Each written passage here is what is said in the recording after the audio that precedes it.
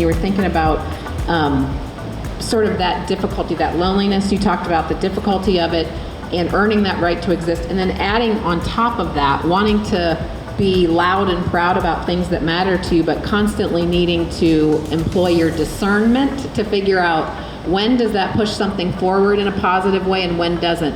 I mean, I think we're in an interesting moment for anybody that's speaking on behalf or has a business.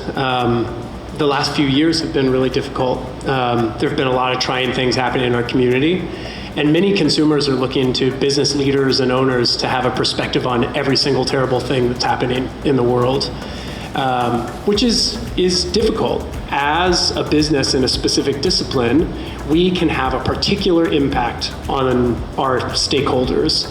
And I think it was something we all always struggled with, of knowing if we were to extend ourselves, would it jeopardize our ability to fulfill our mission that was our initial mission? And I do think that landscape has changed in the community. And so I think it's important that we remain conscious to really think through the implications of the role of a business as a thought leader in the community. And where we ultimately erred, for better or for worse, is that if it was important to our team, it was important to us.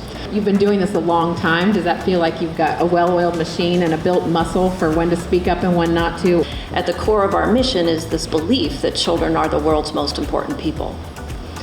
And so what I have found is, while it's as challenging today, what I believe is we lean so much more heavily into our mission and our purpose and our vision to help us make the decisions about what we're going to talk about or what we're not going to talk about. And maybe that has gotten, maybe not easier, but more deliberate. Is this something we want to talk about internally to our team? Is this something we want to talk about to our customer base? And where it always ends up, somewhere in that conversation, we end up looking right back at the mission and the vision and the values. And it's